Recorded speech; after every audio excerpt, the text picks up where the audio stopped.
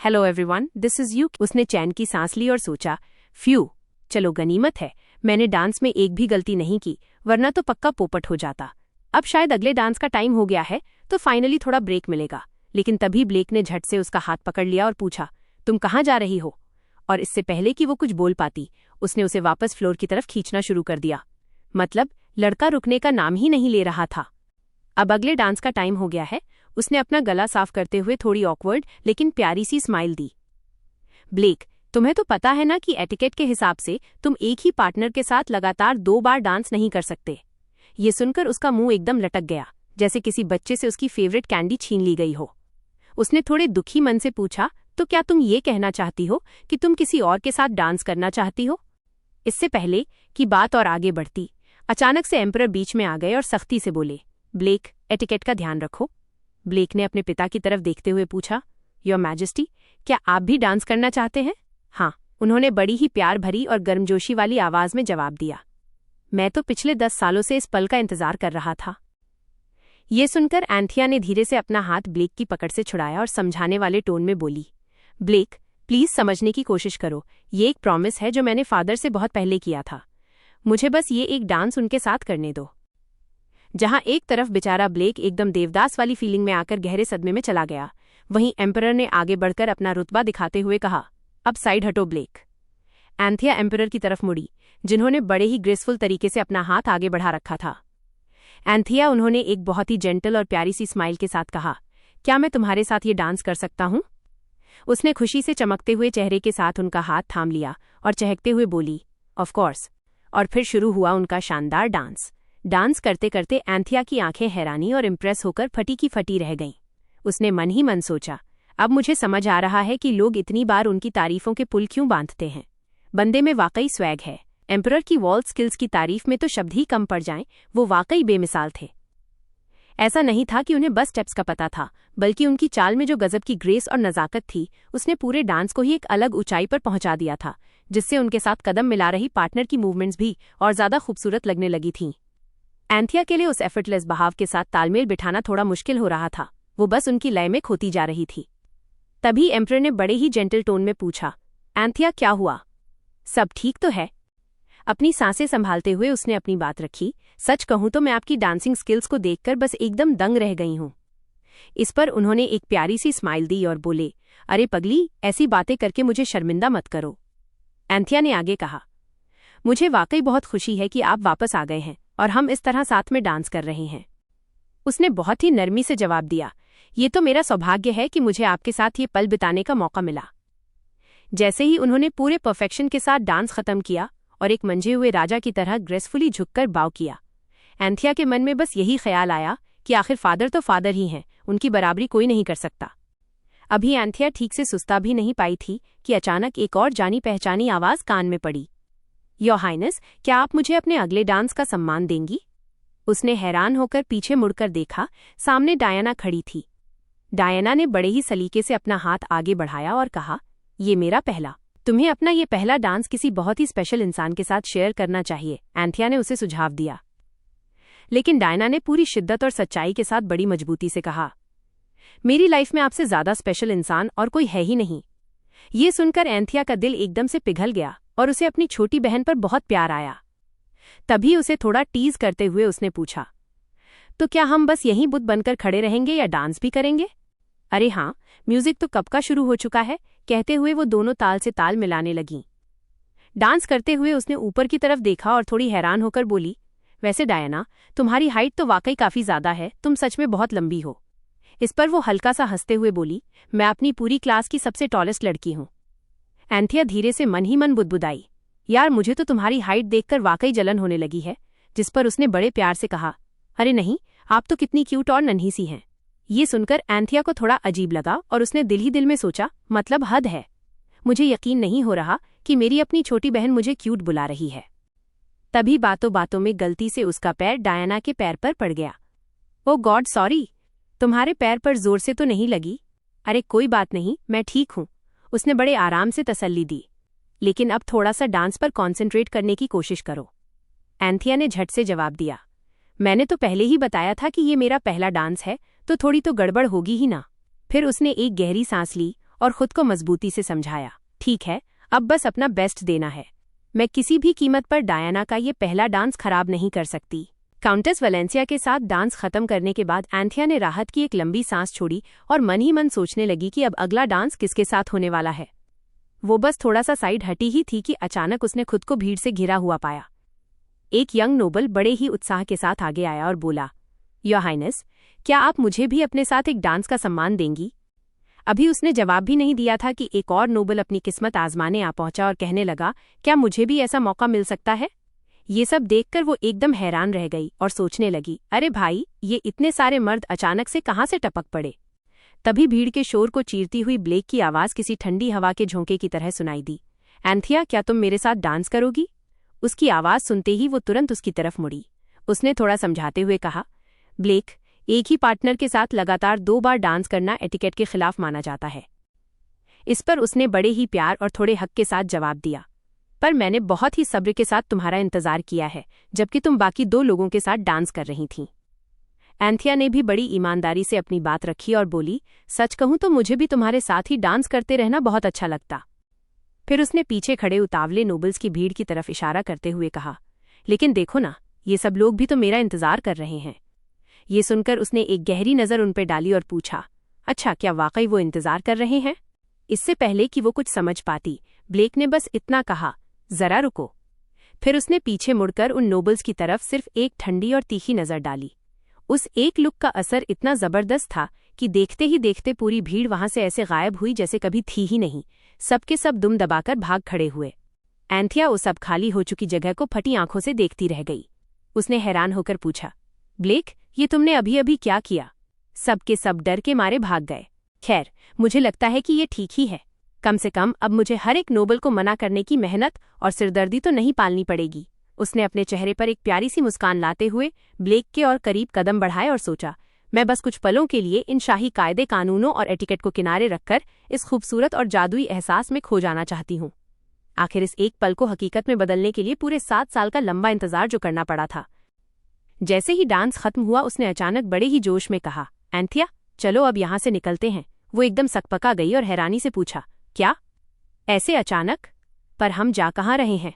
उसने बड़े ही कॉन्फिडेंस से जवाब दिया, हमें फायरवर्क्स देखने जाना है।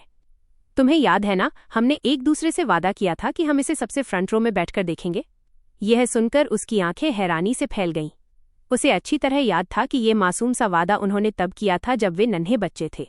उसने थोड़ी झिझक के साथ एम्परर की तरफ देखा और मन ही मन सोचने लगी, साम्राज्य में इतने बड़े स्तर पर जश्न मनाए अब काफी लंबा समय बीत चुका था। ऐसे में अगर वे इस तरह शाही महफिल बीच में ही छोड़कर चले गए तो क्या ये ठीक होगा? लेकिन तभी एम्परर ने उनकी तरफ देखा और बड़े ही शालीन तरीके से अपनी सहमति देते हुए हल्का सा सिर हिलाया और मुस्कुरा दिए। उसे तुरंत समझ आ गया कि फादर को इस गुप्त प्लान के बारे में पहले से ही सब पता था। फिर उसने बिना देर किए हामी भरी और कहा, ठीक है, तो फिर चलो सीधे प्लाजा चलते हैं। वे दोनों बड़ी ही चालाकी से उस बैंक्वेट से बाहर निकल आए और रात की सुहानी खामोशी में गुम हो गए। इस समय उन्होंने बहुत ही साधारण कपड़े पहन रखे थे ताकि कोई उन्हें पहचान न सके और वे किसी आम जोड़े की तरह सड़कों पर टहल रहे थे। रास्ते में उसने बड़े ही प्यार से उसकी तारीफ करते हुए कहा, तुम इन सादे और कैजुअल कपड़ों में भी बहुत गजब की दिख रही हो। उसने भी मुस्कुराते हुए मजाक में जवाब दिया, वैसे तुम भी इन कपड़ों में काफी जच रहे हो। चलते चलते अब वे ठीक उस जगह पहुंच चुके थे जहां खास मेहमानों के लिए सबसे आगे वाली सीटें रिजर्व की गई थीं। ब्लेक ने जब उसे खास सीटों पर चलने का ऑफर दिया तो एंथिया ने मना करते हुए कहा कि रहने दो, हम यहीं से इन्हें देखेंगे। उसका मानना था कि इस भारी भीड़ के बीच रहने में एक अलग ही मजा और रौनक है। इस पर ब्लेक धीरे से मुस्कुराया और बोला, जैसी तुम्हारी मर्जी, आखिर मुझे अपनी पत्नी की ख्वाहिशें जो पूरी करनी है। जैसे ही आसमान रंग बिरंगी आतिशबाजी से रोशन हुआ, एंथिया की आंखें हैरानी और खुशी से चमक उठीं। उसने चहकते हुए कहा, वाओ, ये कितने ज्यादा खूबसूरत लग रहे हैं ना। लेकिन ब्लेक का ध्यान पटाखों पर कम और उसके चेहरे पर ज्यादा था। जब उसने महसूस किया कि ब्लेक उसे ही निहारे जा रहा है तो उसने टोका, अरे तुम क्या कर रहे हो? उसने फिर से याद दिलाया कि तुम्हें तो आतिशबाजी देखनी चाहिए। पर ब्लेक ने बड़े ही रोमांटिक अंदाज में जवाब दिया कि उसे वो उन पटाखों से भी कहीं ज्यादा हसीन लग रही है। ये सुनकर उसने उसे प्यार से धीरे से कोहनी मारी। उसने शरारती अंदाज में कहा, पटाखों पर ध्यान दो बाबा, मुझे तो तुम जब मन चाहे तब देख सकते हो। ब्लेक ने धीरे से बुदबुदाते हुए कहा कि इतनी शानदार आतिशबाजी देखने का मौका बस अभी ही है। और यही मेरा वो इकलौता सुनहरा चांस भी है जब मैं अपनी इतनी खूबसूरत पत्नी को इन पलों का लुत्फ उठाते हुए देख सकता हूँ। ये सुनकर उसकी सांसें जैसे अटक सी गईं। उसने भावुक होकर वादा किया, ब्लेक, मैं अब कभी भी तुम्हारा साथ छोड़कर कहीं नहीं जाऊंगी। उसने फुसफुसाते हुए जवाब दिया, मुझे पता है। फिर उसकी आवाज़ धीमी लेकिन काफ़ी पक्की हो गई, क्योंकि अगर तुमने कभी मुझसे दूर जाने की कोशिश की भी तो मैं तुम्हें कभी जाने नहीं दूंगा। और बस जैसे ही ऊपर आसमान में आतिशबाजी का शोर और रोशनी बढ़ी, उसने उसे किस कर लिया। जहां लोग ऊपर आसमान देखने में मशगूल थे, वहीं ये दोनों एक दूसरे के प्यार में डूबे हुए थे। और फिर आखिर में ब्लेक ने कहा, जैसे ही आतिशबाजी रुकी, ब्लेक ने कहा कि अब सब खत्म हो गया है, तो एंथिया थोड़ी मायूसी के साथ बोली, अरे यार, लेकिन मुझे तो इन्हें ढंग से देखने का मौका ही नहीं मिला, मैं तो बस कहीं और ही खो गई थी। उसने बड़े ही प्यार और नरमी से उसकी तरफ देखा और बड़े लाड से पूछा, तो क्या तुम चाहती हो कि मैं तुम्हारे लिए और पटाखे चलवा दूं? तुम बस एक बार इशारा तो करो, फिर देखो। अपनी जान से प्यारी पत्नी की हर छोटी बड़ी ख्वाहिश पूरी करना तो मेरे लिए सबसे जरूरी काम है। ये सुनकर उसने हल्की सी मुस्कान के साथ अपना सिर हिला दिया और बोली, नहीं नहीं, इसकी कोई जरूरत नहीं है, इट्स ओके। उसने फिर से उसे भरोसा दिलाते हुए कहा, कोई बात नहीं, हम अगले साल इन्हें फिर से देख लेंगे, पक्का ना? यह सुनकर उसके दिल को बड़ी सुकून भरी गर्माहट महसूस हुई। 7 साल पहले किया गया वो बचपन का मासूम सा वादा आज आखिरकार सच साबित हो गया था। उसे तो अपनी आंखों पर यकीन ही नहीं हो रहा था कि वो आज बड़े हो चुके ब्लेक के बगल में खड़ी है और वे दोनों बिल्कुल वैसे ही साथ मिलकर आतिशबाजी देख रहे हैं जैसा कभी उन्होंने छोटे होते हुए सपना देखा था। लेकिन इसी खुशी के साथ उसके दिल में वो पुराना सवाल फिर से कौंध गया जो सालों से कहीं अंदर दबा हुआ था। आखिर बचपन में ब्लेक का पहला प्यार तो डायना थी, फिर कहानी में ऐसा ट्विस्ट कैसे आया कि वे आज यहाँ इस मोड़ पर साथ खड़े हैं? उसने गहरी सोच के साथ उसकी तरफ मुड़कर पूछा, ब्लेक, सच सच बताना, जब तुम्हारी शादी मुझसे हुई थी तो क्या तुम्हें थोड़ा सा भी बुरा या अफसोस नहीं हुआ था? ये सुनकर उसने हैरानी से अपनी पलकें झपकाईं और पूछा, अफसोस? तुम्हारा क्या मतलब है? भला मुझे बुरा क्यों लगेगा? उसने अपनी बात साफ करते हुए कहा, देखो, मैं जानती हूं कि डायना ही तुम्हारा पहला प्यार थी। लेकिन ब्लेक ने उसे ऐसे देखा जैसे उसे कुछ समझ ही ना आ रहा हो और बड़े ही कन्फ्यूजन में पूछा, डायना, क्या कह रही हो?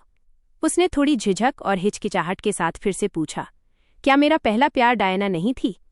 उस पर उसने भी सवालिया अंदाज में उसकी तरफ देखा, जैसे वो किसी और ही दुनिया की बातें कर रही हो।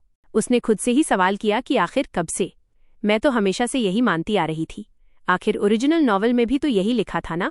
उसने बड़े ही अचरज के साथ पूछा, क्या मैरिज प्रपोजल सबसे पहले डायना के पास नहीं भेजा गया था? मुझे तो लगा कि जब उसने इसे ठुकरा दिया उसके बाद ही तुमने मुझसे शादी की। एंथिया की ये मासूम सी गलतफहमी सुनकर ब्लेक के चेहरे के भाव थोड़े नरम पड़ गए। उसने बहुत ही कोमलता से जवाब दिया, नहीं एंथिया, वो शुरू से ही सिर्फ तुम थी। मैंने शादी का फैसला सिर्फ इसलिए लिया क्योंकि वो तुम थी। अगर तुम्हारी जगह कोई और भी होता तो मैं साफ मना कर देता। यह सुनते ही एंथिया उसे फटी आंखों से एकटक देखती रह गई। उसे यकीन ही नहीं हो रहा था कि जिसे वो सालों से डायना समझ रही थी, असल में वो खुद ही थी। बीती बातों को याद करते हुए अचानक उसे एक बड़ी बात समझ में आई। असल में नॉवल में तो बस इतना लिखा था कि एम्परर ने वेलेंसिया फैमिली को एक मैरिज प्रपोजल भेजा है। उसमें कहीं भी साफ तौर पर यह नहीं बताया गया था कि वो रिश्ता परिवार की किस लड़की के लिए है। उसने बस अपने मन ही मन ये पक्का मान लिया था कि वो डायना के लिए ही होगा। आखिर डायना ही तो ब्लेक की हम उम्र थी, काउंट वेलेंसिया की आंखों का तारा थी और हाई सोसाइटी में हमेशा सबकी नजरों का केंद्र बनी रहती थी। उसे अपनी भूल का एहसास होने लगा। लेकिन सच्चाई वो नहीं थी जो तुमने सोच ली थी, ब्लेक ने पूरी दृढ़ता और प्यार के साथ कहा। मैंने तुम्हें पहले दिन से ही पसंद किया था। मैंने तुमसे कहा भी था कि मेरे लिए सिर्फ तुम ही इकलौती और सबसे खास हो। क्या तुम्हें मेरी बात पर भरोसा नहीं हुआ? उसने थोड़ा झुककर सीधे उसकी आंखों में झांका और पूछा, क्या तुम इसी वजह से मुझे छोड़कर जाने की कोशिश कर रही थी? क्योंकि तुम्हें यही सब सच लग रहा था। उसे तो यही लगता रहा कि ब्लेक के मन में डायना के लिए फीलिंग्स थीं, और जैसे ही उसने बड़े ही प्यार से एंथिया का हाथ दबाया, उसकी सांसें जैसे थम सी गईं। ब्लेक, वो बस धीरे से उसका नाम फुसफुसा पाई। तभी अचानक बारिश की एक नन्ही सी बूंद उसके गाल पर आ गिरी और फिर देखते ही देखते दूसरी। हाँ, ये अचानक बारिश कहाँ से आ गई? वो धीरे से बुदबुदाई। ब्लेक ने फौरन ऊपर आसमान की तरफ देखा और बिना एक पल गंवाए अपना हाथ उसके सिर के ऊपर रख दिया ताकि वो भीग न जाए। उसने बड़ी फिक्र के साथ कहा, मैं तुम्हें इस बारिश में भीगकर बीमार पड़ने या कोल्ड होने नहीं दे सकता। चलो फौरन उस तरफ चलते हैं। वे दोनों तेजी से दौड़ते हुए एक आलीशान होटल के टेरेस के पास पहुंचे ताकि खुद को भीगने से बचा सकें। वहां पहुंचते ही जब एंथिया की नज़र सामने के नज़ारे पर पड़ी तो वो बस दंग रह गईं। वाओ, यहाँ से कितना खूबसूरत व्यू दिख रहा है।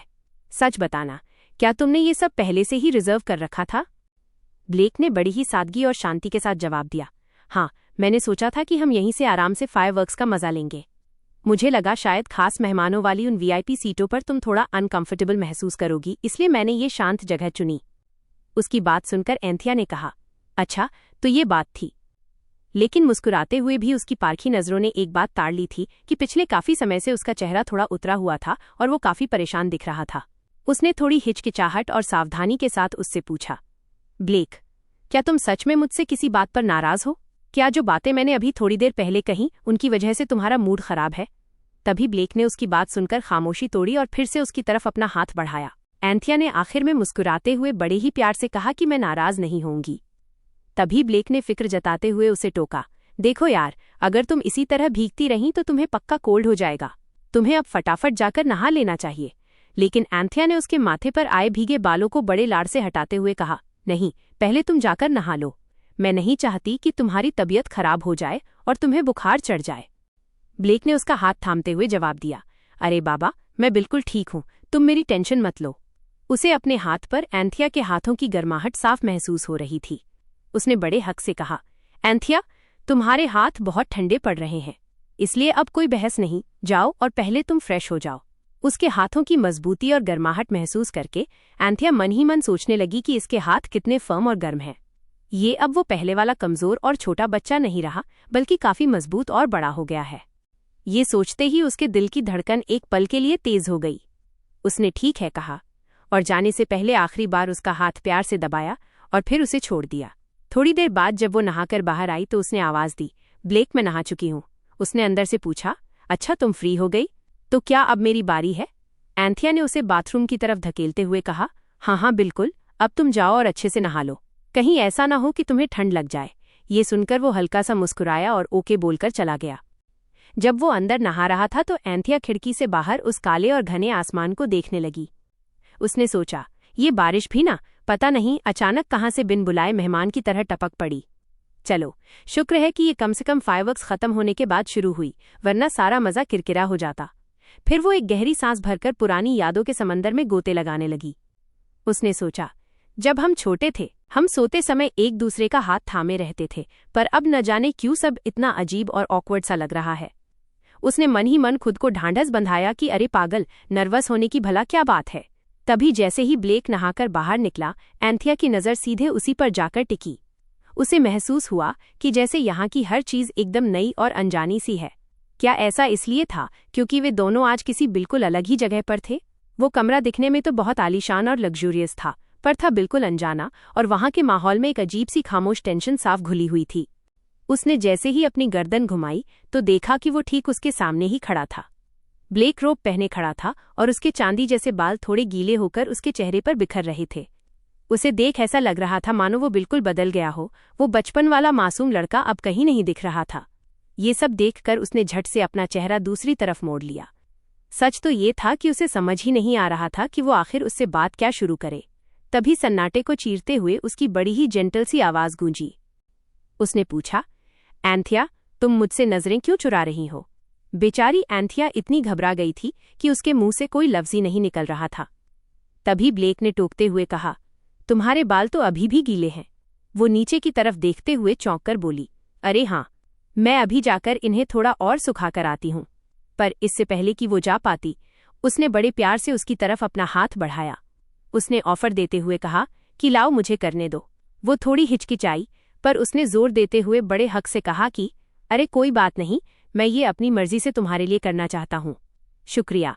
वो बहुत ही धीमी आवाज में फुसफुसाई, जबकि उसने हल्के से अपना सिर हिलाया और मन ही मन सोचा, नहीं, ये सब तो बिल्कुल एक सुहाने सपने जैसा लग रहा था।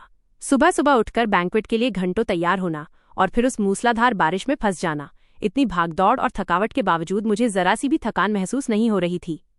लेकिन अगली सुबह जब उसकी नींद खुली और उसने बैठने की कोशिश की तो दर्द के मारे उसके मुंह से सिसकारी निकल गई। उफ! उसके पूरे शरीर में एक अजीब सी मीठी टीज उठ रही थी। उसने बड़ी हैरानी से सोचा, अरे यार, मेरा पूरा बदन इस तरह क्यों टूट रहा है? पर जैसे ही उसकी नज़र अपने बगल में लेटे हुए ब्लेक पर पड़ी, उसकी आंखें फटी की फटी रह गईं और बीती रात की सारी यादें उसके दिमाग में किसी फिल्म की तरह घूमने लगीं। ओ गॉड, कल रात। पहली बार। ये सोचते ही शर्म और घबराहट के मारे उसका चेहरा एकदम लाल हो गया और वो पैनिक करने लगी कि अब मैं क्या करूं? मैं भला दोबारा ब्लेक से नजरें कैसे मिला पाऊंगी? फिर उसने खुद को थोड़ा शांत किया और सोचा, छोड़ो ये सब, सबसे पहले तो मुझे ढंग से कपड़े पहन लेने चाहिए। पर तभी वो अचानक ठिठक गई और बड़ी उलझन में अपनी पलकें झपकाने लगी।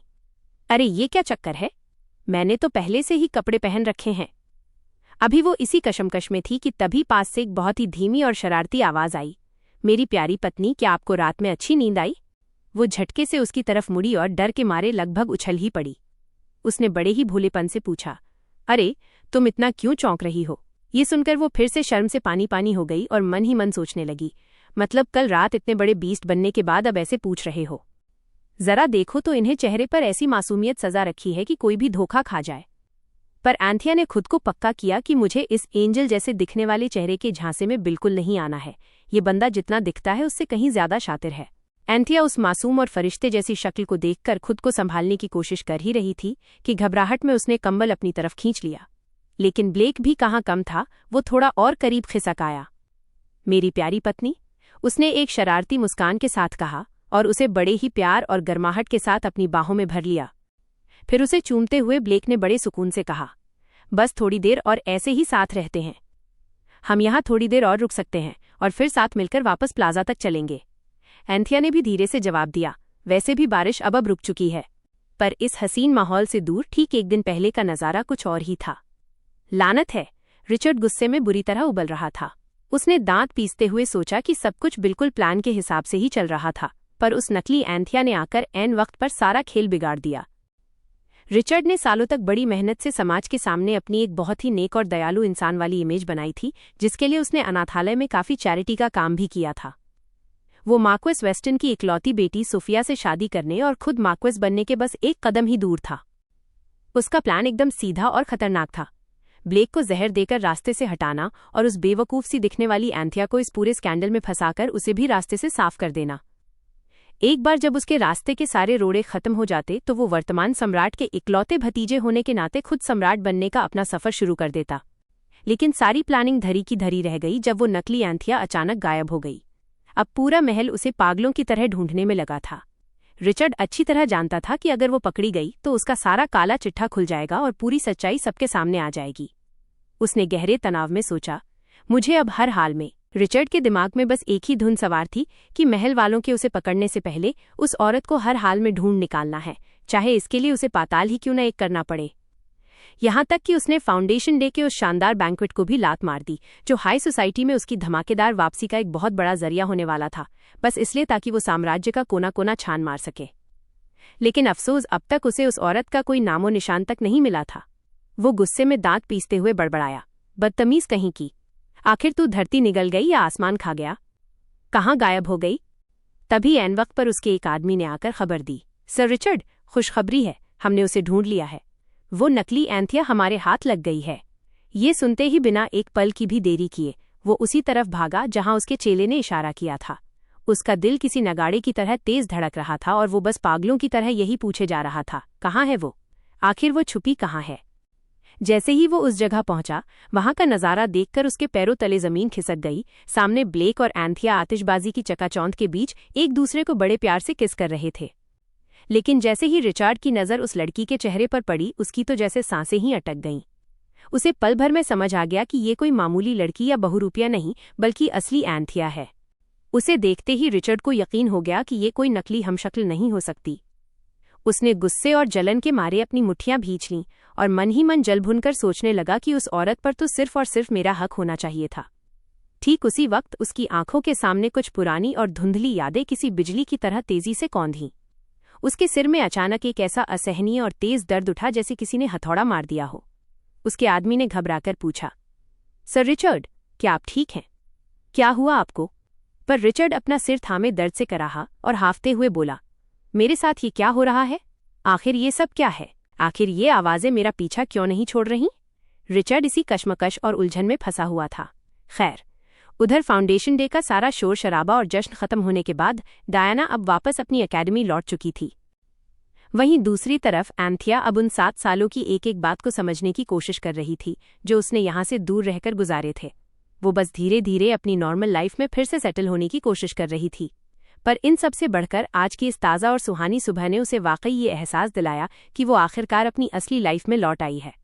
जैसे ही उसकी नींद खुली, सबसे पहले उसे ब्लेक का प्यारा सा चेहरा देखने को मिला, जिसे देखकर उसका दिल एकदम बाग बाग हो गया और उसे बेइंतहा खुशी महसूस हुई। टहलते हुए उसने मन ही मन सोचा, जब हम सेंट्रल पैलेस में आ ही गए हैं तो क्यों न जाते जाते फादर से भी मिलकर हाय हेलो कर लूं। उसने ये भी सोचा कि शायद वो उनके लिए कुछ बढ़िया और नए चटपटे स्नैक्स भी साथ ले जा सकती है, लेकिन तभी एक मेड ने उसे रोकते हुए जानकारी दी। योर हाइनेस, मुझे बेहद खेद है, पर आपको अभी थोड़ा इंतजार करना पड़ेगा क्योंकि हिज मैजेस्टी इस वक्त कमांडर लैंस के साथ स्पारिंग प्रैक्टिस में बिजी हैं। क्या? Sir lens? ये सुनते ही एंथिया का चेहरा एकदम से खिल उठा। वही ना, जो फर्स्ट ऑर्डर के जांबाज कमांडर हैं? मैंने सुना है कि वो पूरे साम्राज्य के इंपीरियल नाइट्स में सबसे ज्यादा ताकतवर और खतरनाक योद्धा हैं। उसे अब बहुत ज्यादा उत्सुकता होने लगी कि आखिर सम्राट और वो महान योद्धा आपस में किस तरह मुकाबला कर रहे होंगे। उसने फौरन मेड को हुक्म दिया, मुझे अभी के अभी उनके पास लेकर चलो, जिस पर उसने अदब से जवाब दिया, जो हुक्म योर हाइनेस। जब वो स्पारिंग ग्राउंड्स पहुंची तो उसकी आंखें फटी की फटी रह गईं। उसने देखा कि कैसे दो दिग्गज तलवारबाज मैदान में एक दूसरे से टकरा रहे थे। वो नज़ारा इतना जबरदस्त और प्रोफेशनल था कि उसने आज से पहले अपनी लाइफ में ऐसा मंजर कभी नहीं देखा था। उनकी वो बेमिसाल ताकत सच में बहुत ही जबरदस्त थी, जिसे देखकर कोई भी बस देखता ही रह जाए। एंथिया ने अपने हाथ बांधते हुए मन ही मन सोचा कि मुझे चुपचाप यहाँ इंतजार करना चाहिए और उनके इस शानदार मुकाबले के बीच में उन्हें बिल्कुल भी डिस्टर्ब नहीं करना चाहिए। हालांकि मुकाबले को देखकर अब ऐसा लग रहा था कि कमांडर लैंस शायद थोड़े थकने लगे हैं। और तभी अचानक लैंस की तलवार गलती से एम्परर की शर्ट को हल्के से छीलती हुई निकल गई।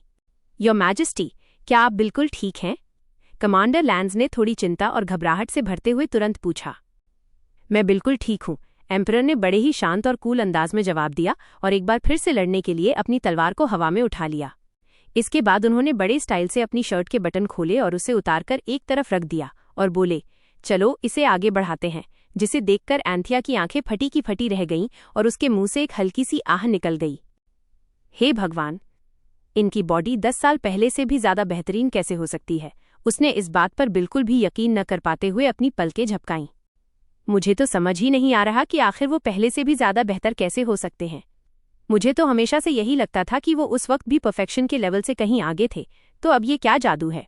तभी अचानक पीछे से एक जानी पहचानी आवाज ने उसकी आंखों को अपने हाथों से ढकते हुए पुकारा, एंथिया, तुम यहाँ क्या कर रही हो? वो झटके से पीछे मुड़ी और देखा कि वहां ब्लेक खड़ा था, जिसके चेहरे पर हल्की सी सिकुड़न और नाराजगी साफ झलक रही थी। ब्लेक? वो थोड़ी घबराई हुई सी आवाज में हकलाते हुए बोली।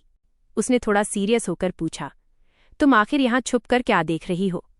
जिस पर उसने खुद को थोड़ा संभालते हुए जवाब दिया, अरे कुछ नहीं, मैं तो बस यहाँ चल रहे इस ट्रेनिंग सेशन को देख रही थी। मैं उन्हें डिस्टर्ब नहीं कर सकती थी, इसलिए हमें अब यहाँ से चुपचाप निकल लेना चाहिए। ये जबरदस्त ट्रेनिंग सेशन बिना किसी रोक टोक के बस ऐसे ही चलता रहना चाहिए।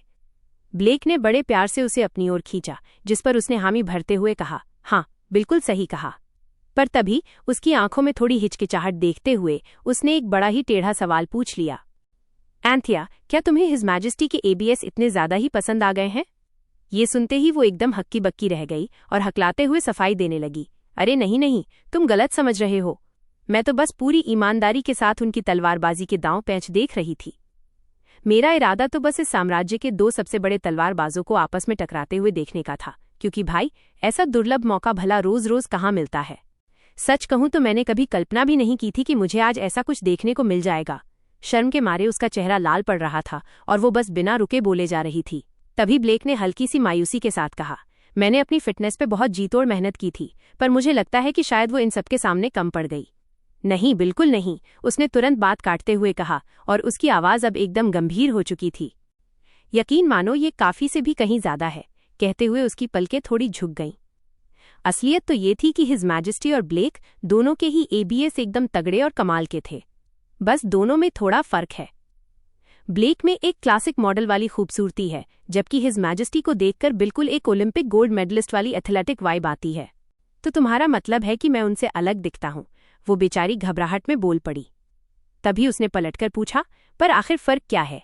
अब एंथिया के लिए ये बड़ी मुसीबत थी कि आखिर वो इस दुनिया में रहते हुए उसे मॉडल और गोल्ड मेडलिस्ट जैसी मॉडर्न चीजों का मतलब कैसे समझाए। एंथिया अब मन ही मन थोड़ा पैनिक होने लगी थी।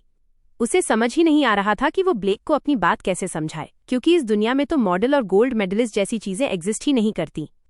उसने एक लंबी और गहरी सांस ली और बात को संभालते हुए कहा, देखो, मेरा मतलब था कि हिज मैजेस्टी बिल्कुल सोने यानी गोल्ड की तरह कीमती और खास हैं। क्या? ब्लेक उसे ऐसे देख रहा था जैसे उसे उसकी बात का सिर पैर समझ ना आया हो। एंथिया ने तुरंत अपनी बात सुधारी और तेजी से बोली, अरे नहीं, मेरा मतलब था कि वो इस पूरी दुनिया में नंबर 1 है। बस मेरा कहने का यही मतलब था। ब्लेक ने अपने माथे पर गहरी शिकन लाते हुए उसकी बात दोहराई, अच्छा, तो तुम्हारे हिसाब से हिज मैजेस्टी दुनिया में नंबर 1 है? नहीं, रुको, अरे यार, मेरा वो मतलब भी नहीं था। वो बेचारी कराह उठी और फिर से बिगड़ती बात को संभालने की नाकाम कोशिश करने लगी। मेरा मतलब ये था कि उनकी बॉडी किसी दुनिया के नंबर 1 स्वॉर्ड्समैन जैसी फिट और तगड़ी है। बस इतना सुनना था कि ब्लेक ने आव देखा ना ताव अचानक मुड़कर वहां से बड़े गुस्से में पैर पटकते हुए चलना शुरू कर दिया। वो घबराकर पीछे से चिल्लाई, ब्लेक, तुम आखिर जा कहाँ रहे हो? फिलिया पैलेस, उसने पीछे मुड़कर देखे बिना ही जवाब दिया। अगर आज मैंने हिज मैजेस्टी को हरा दिया तो फिर मैं खुद फर्स्ट प्लेस पर आ जाऊंगा, एकदम असली वाला गोल्डन फर्स्ट प्लेस। भाई, ये तो सीधा आर पार के मुकाबले के मूड में आ गया। नहीं, तुम ऐसा बिल्कुल नहीं कर सकते, वो जोर से चीख पड़ी। ब्लेक, तुम भी तो पहले से ही फर्स्ट प्लेस पर हो। ये सुनकर वो एक पल के लिए ठिठक गया और मुड़कर पूछा, पर आखिर किस चीज में मैं फर्स्ट प्लेस पर हूं? उसने घबराते हुए एक लंबी सांस ली और बड़े प्यार से बोली, अगर खूबसूरती और लुक्स की बात करें तो तुम ही पूरी दुनिया में फर्स्ट प्लेस पे हो। इसके बाद उसने बड़े ही कोमल अंदाज में उसका हाथ अपने हाथों में लिया और उसे धीरे से दबाया। और सच तो ये है कि मेरे लिए भी तुम ही हमेशा फर्स्ट प्लेस पर रहोगे। फिर उसने बड़े प्यार से उसके हाथ पर एक हल्की सी फूंक मारी, जिससे एक बहुत ही धीमी सी आवाज हुई। भाई, ये रोमांस देखकर तो पक्का ब्लेक का सारा गुस्सा हवा हो गया होगा। उस प्यारे से रोमांटिक पल को एक अजीब सी आवाज ने झटके से तोड़ दिया। ब्ररट। ब्लेक ने एकदम हैरान होकर पूछा, एंथिया, ये तुम आखिर क्या कर रही हो? इस पर उसने बिल्कुल मासूमियत से फुसफुसाते हुए जवाब दिया, फार्ट अटैक। ब्लेक ने बड़े ही रूखे और मजाकिया लहजे में कहा, देखो, इसे करने का ये सही तरीका नहीं है। फिर अपने पेट पर थपकी देते हुए बोला, तुम्हें असल में इसे यहां करना चाहिए। ये सुनकर वो शर्म के मारे पानी पानी हो गई और फौरन ऐतराज जताते हुए बोली, अरे बाबा, वो तब की बात थी जब हम छोटे बच्चे थे। उसने मन ही मन झेपते हुए सोचा कि भाई, अब ये किसी छोटे बच्चे का गोल मटोल पेट नहीं रहा, बल्कि ये तो पत्थर जैसे सख्त और तगड़े एबीएस बन चुके हैं। तभी वो उसकी तरफ थोड़ा और झुका, उसकी आंखों में एक शरारती चमक थी। उसने फुसफुसाते हुए पूछा, तो क्या अब मैं तुम्हारी बारी लगाऊं? क्या अब मैं ये तुम्हारे साथ करूं? उसने बड़े ही प्यार से उसे अपनी तरफ खींचा, जिससे घबराकर एंथिया ने अपनी आंखें कसकर बंद कर लीं। फिर वो उसके चेहरे से लेकर गर्दन तक धीरे धीरे फूंक मारने लगा। हाँ, ब्लेक।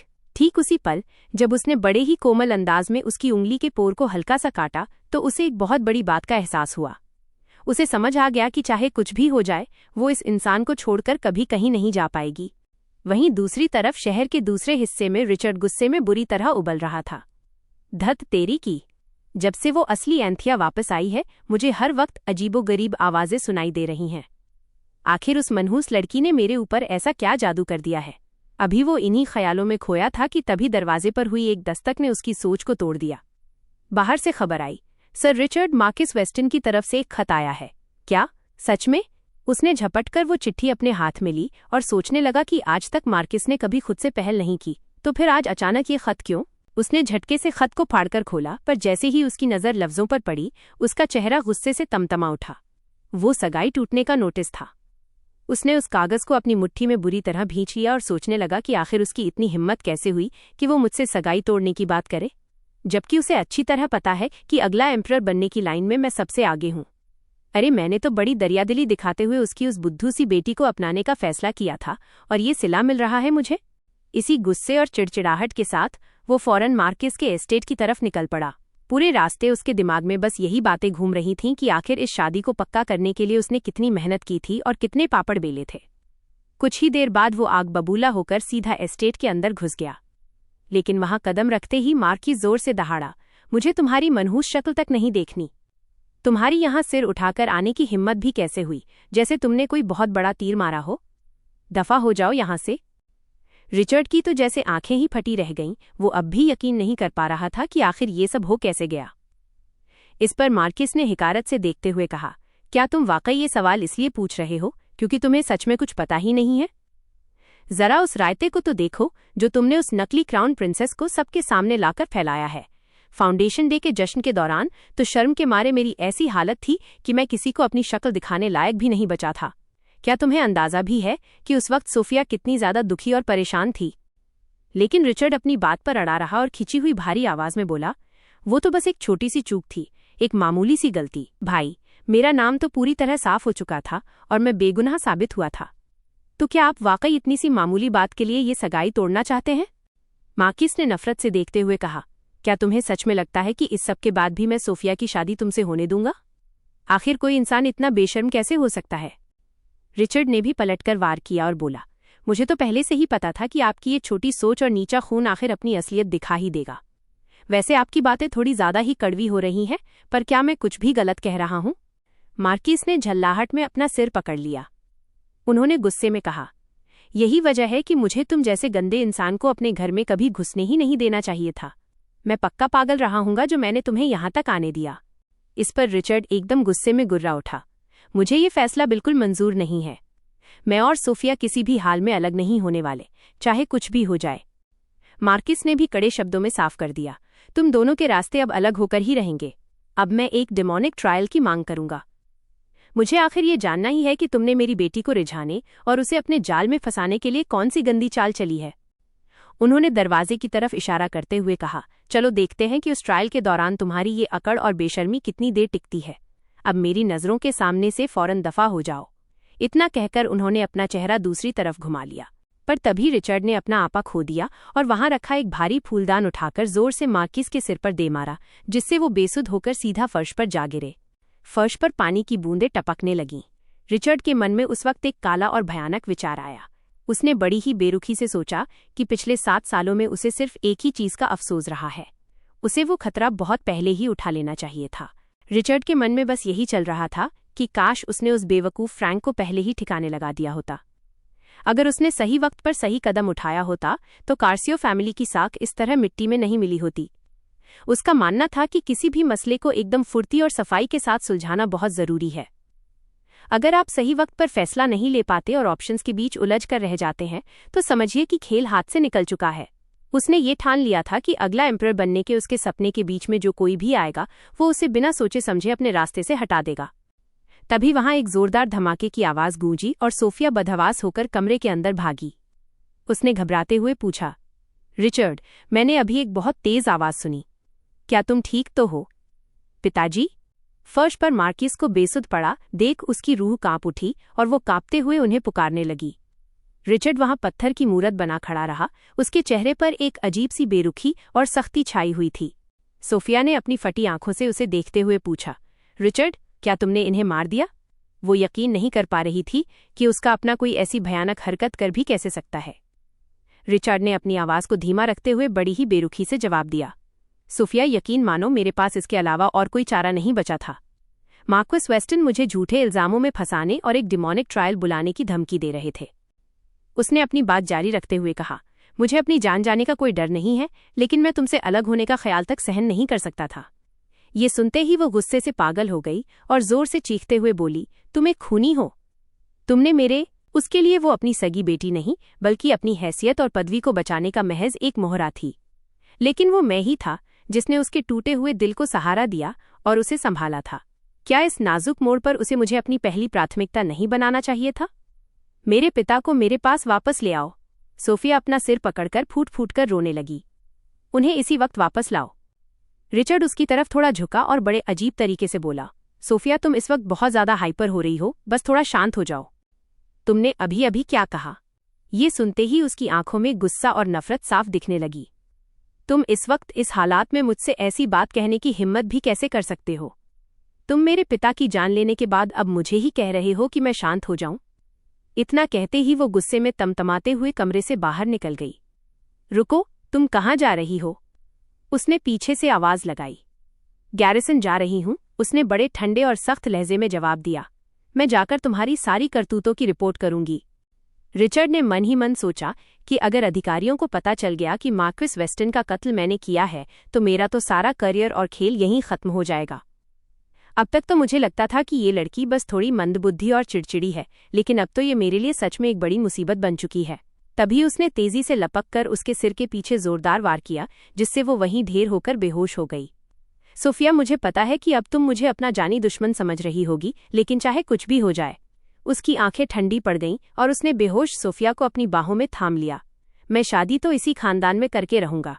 इसी दौरान सुबह की पहली किरण खिड़की से छनकर धीरे धीरे अंदर आने लगी थी। अगर वीडियो पसंद आए तो कमेंट करके बताना।